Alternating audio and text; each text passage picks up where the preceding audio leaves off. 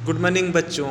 आज हम लोग देसी रियासतों का विलयीकरण के बारे में पढ़ेंगे। पिछले क्लास में हम लोग पढ़े थे कि स्वतंत्रता के पश्चात भारत, उसमें से हम लोग जो स्वतंत्रता के पश्चात जिस तरह से भारत की यहाँ की स्थिति आई कि यहाँ की शासन व्यवस्था कैसे किया जाए, यहाँ का लोगों का जो समस्या है उसको कैसे निराकरण किया जाए, इससे संबंधित जो भी समस्याएं हमारी सरकार में आई उस सबको निपटारा के लिए बहुत सारे प्रयास किए गए और उसमें सफल भी हुए। ठीक है, तो उसमें से देखो देसी रियासतों का विलयीकरण। पहला जो मेरा यहाँ पर कंडीशन देखो, अभी एक हम लोग पढ़ने वाले थे देसी रियासतों का विलयीकरण।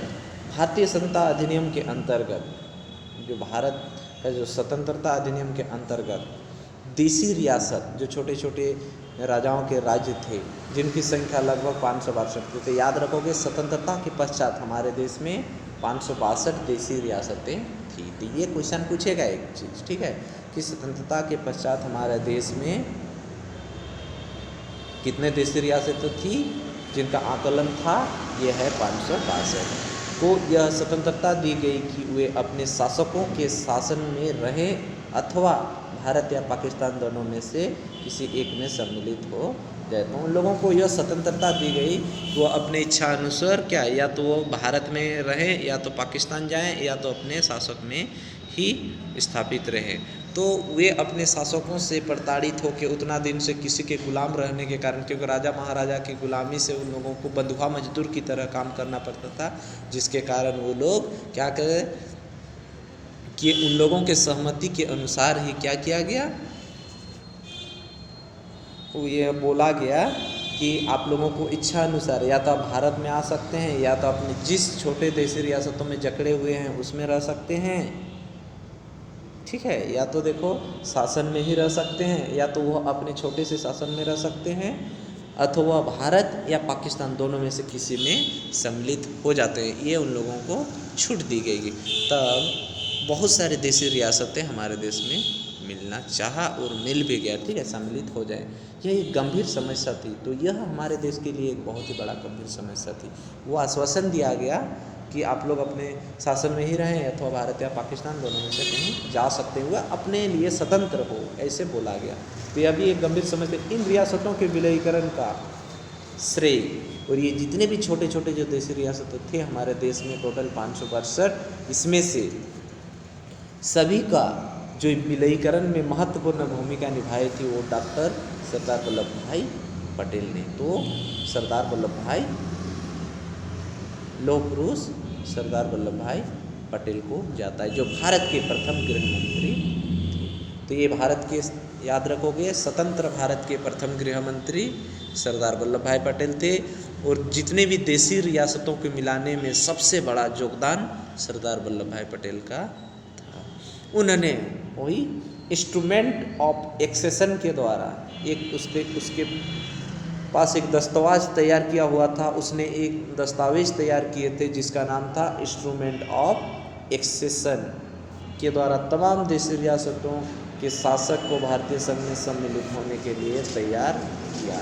तो उसमें एक दस्तावेज था, उसमें कुछ कंडीशन एंड टर्म लिखा हुआ था, और यहाँ पर जितने भी छोटे छोटे शासक थे वो सभी शासक वर्ग के लोगों को अपने भारत में मिलाने का, सम्मिलित होने के लिए तैयार किया। अब देखो, जूनागढ़, हैदराबाद एवं कश्मीर को छोड़कर सभी रियासतें भारतीय संघ में सम्मिलित हो गई।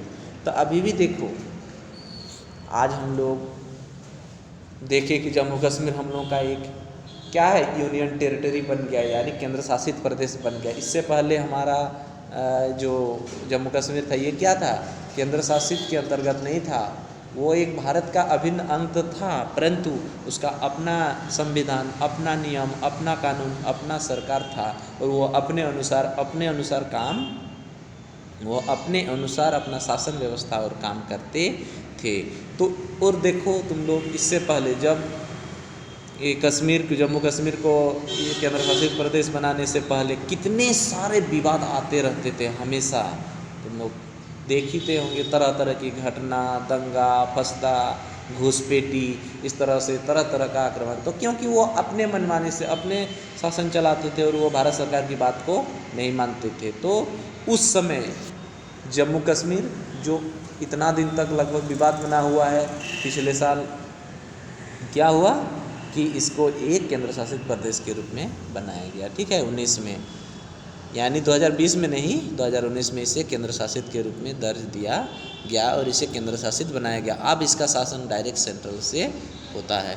उसी तरह से जूनागढ़ एक है और एक हैदराबाद, ये सभी हमेशा विवादों में रहा है, ठीक है। ये अपना शासन व्यवस्था अपने तरह के लिए करते थे। तो उस समय जूनागढ़, हैदराबाद एवं कश्मीर को छोड़कर सभी रियासतें भारतीय संघ में सम्मिलित हो गई। कुछ समय बाद 3 रियासतों में भी भारतीय संघ में सम्मिलित हो गए, उसमें से जूनागढ़, हैदराबाद। लेकिन आज भी कभी कभी ये सब का मांग उठता है अलग ये करने के लिए, ठीक है, देश रियासत के लिए कि हमें अलग राज्य का दर्जा दिया जाए। इस तरह के अलग अलग मांगें उठती रही है। अब राष्ट्रभाषा की पहचान। अब हमारे देश में देखो तरह तरह का जो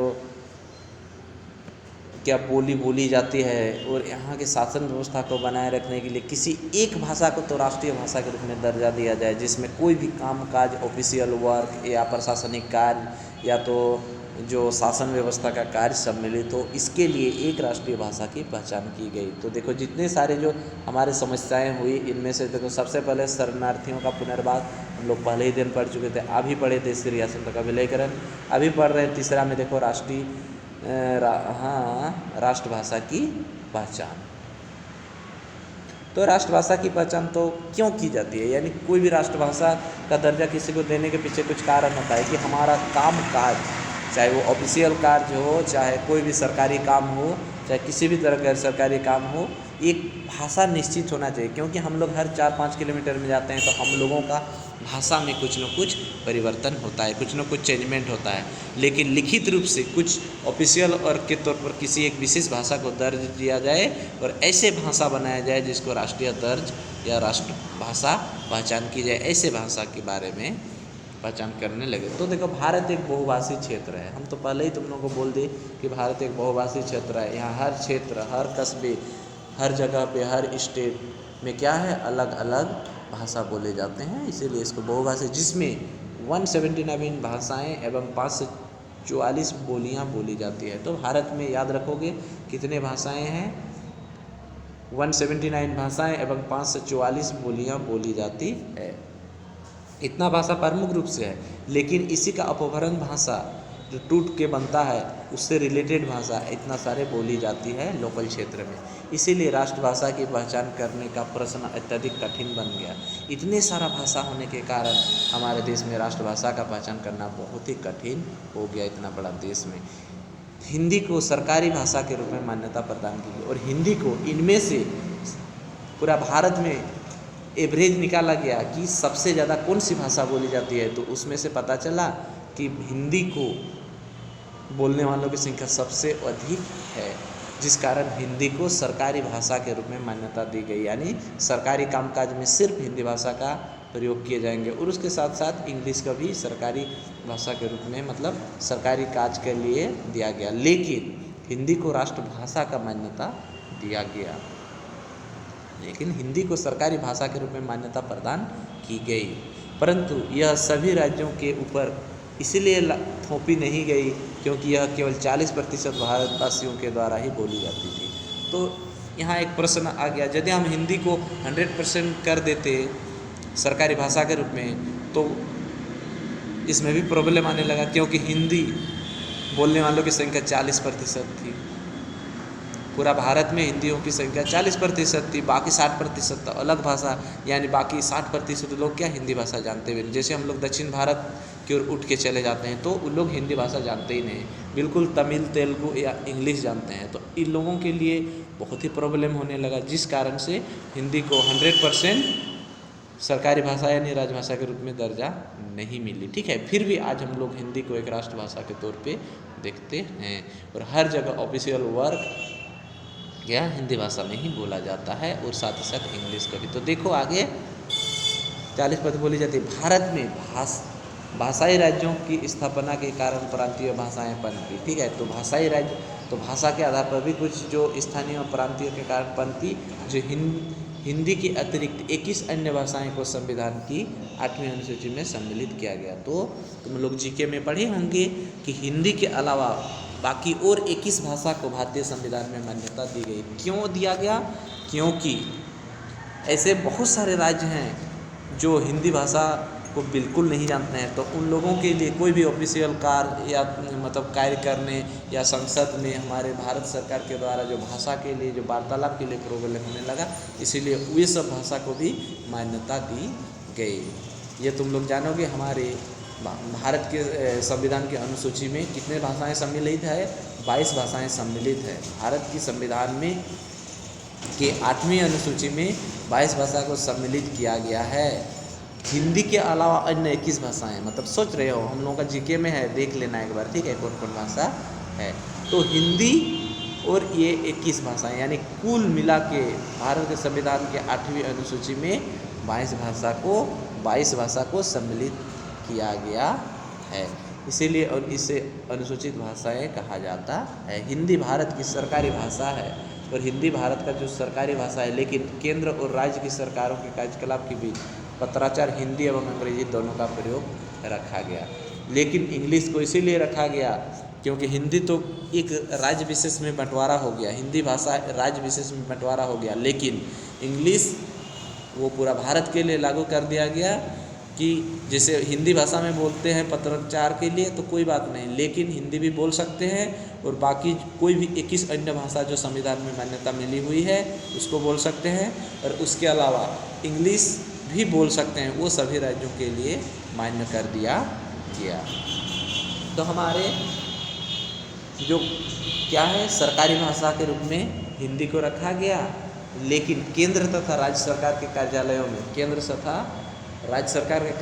में हिंदी और इंग्लिश को पत्रकारिता के लिए उसके प्रयोग किया जाता है और उसको जारी रखा गया। यानी सरकारी कार्यालयों के बीच पत्रकारी एवं पत्राचार, केंद्र एवं राज्य सरकारों के कार्यालयों के बीच पत्राचार में हिंदी एवं इंग्लिश दोनों भाषा का प्रयोग किया जाना अनिवार्य कर दिया गया। तब जाके आज हम लोग कोई भी सरकारी ऑफिस में जाते हैं या तो हिंदी या तो इंग्लिश भाषा का प्रयोग करते हैं, उसको मान्यता दिया गया है। अब राज्यों का पुनर्गठन।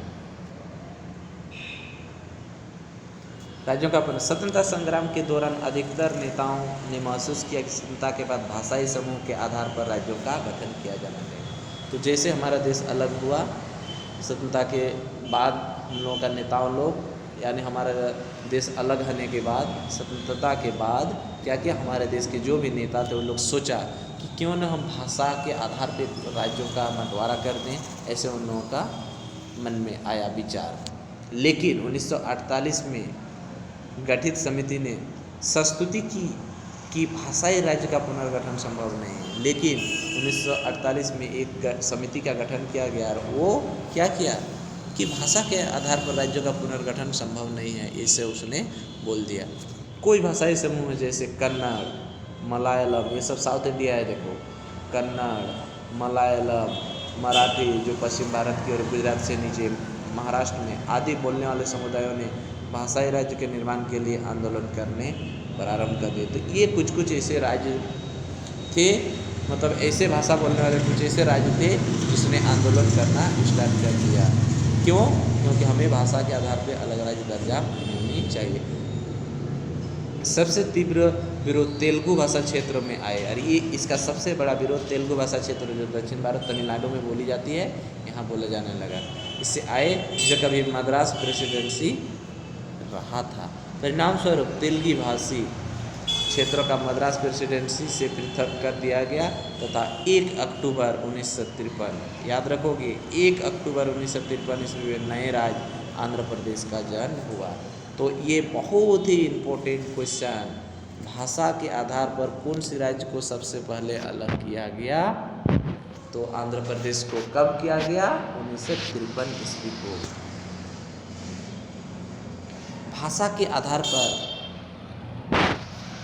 अलग, भाषाई आधार पर सबसे मतलब पहले अलग राज्य कौन है? आंध्र प्रदेश। याद रखोगे भाषा के आधार पर पहला राज्य जो अलग हुआ तो वो कौन है? आंध्र प्रदेश। कब? 1 अक्टूबर 1953 ईस्वी को। भाषा के आधार पर पहला राज्य का गठन कब हुआ? ये भी क्वेश्चन पूछता है। भाषा के आधार पर पहला राज्य का गठन कब हुआ? 1953 ईस्वी में। कौन सा राज्य को किया गया? आंध्र प्रदेश। 1 अक्टूबर 1953 को भाषा के आधार पर आंध्र प्रदेश राज्य को अलग किया गया, यानी अलग राज्य का दर्जा मिल गया, नया राज्य का जन्म हुआ। आंध्र प्रदेश के निर्माण ने अन्य भाषाई क्षेत्रों के लिए ऐसी मांग करने का रास्ता खोल दिया, इसीलिए राज्य पुनर्गठन आयोग की स्थापना इस उद्देश्य से की गई कि वह अधिक तर्कसंगत आधार पर राज्यों के पुनर्गठन का सुझाव दे। इस आयोग ने 1955 में अपनी रिपोर्ट दी, जिसके परिणाम स्वरूप 1956 में विद्यमान राज्यों की सीमाओं में परिवर्तन हुए और भारतीय संघ को 14 राज्य एवं 6 केंद्र शासित राज्यों में पुनर्गठन किया गया। ठीक है, उसके बाद जब आंदोलन और भी तीव्र होने लगा, तब हमारे भारतीय संघ को 14 राज्य और 6 केंद्र शासित राज्यों में पुनर्गठन किया गया, पुनर्गठित किया गया। तो 1 अक्टूबर 1953 को जो पहली बार भाषा के आधार पे राज्यों का पुनर्गठन हुआ आंध्र प्रदेश राज्य का, तो बाकी जितने भी कन्नड़, मलयालम, तमिल भाषी क्षेत्र जो थे,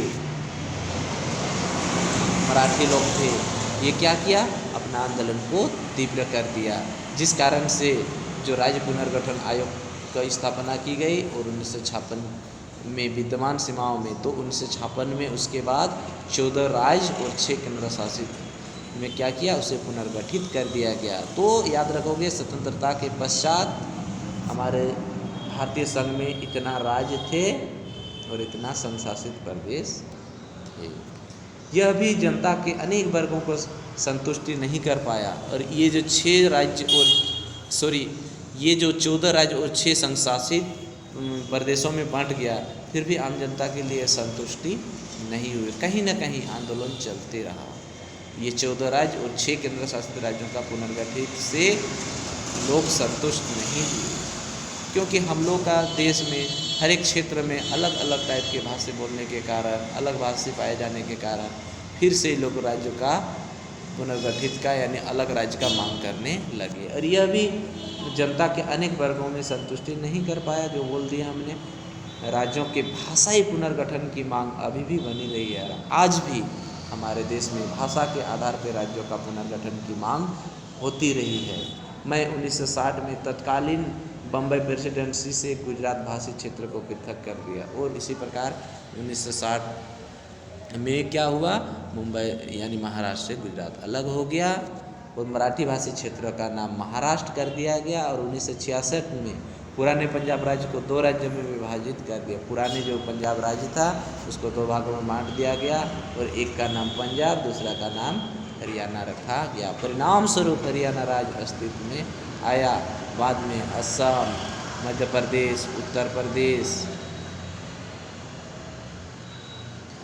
बिहार, आंध्र प्रदेश में से कुछ और राज्य बन गए, जैसे मणिपुर, अरुणाचल प्रदेश, मेघालय, त्रिपुरा, नागालैंड, मिजोरम, उत्तराखंड, झारखंड, तेलंगाना, छत्तीसगढ़। इस तरह से अलग राज्य बनते गए, बहुत सारे राज्य बन गए। इस प्रकार हम लोग क्या पढ़े कि भाषा के आधार पर राज्यों का पुनर्गठन पढ़ लिए। तो कल हम लोग पढ़ेंगे आर्थिक विकास के लिए नियोजन। क्या पढ़ेंगे? आर्थिक विकास के लिए नियोजन। हम लोग पढ़ेंगे आर्थिक विकास के लिए नियोजन।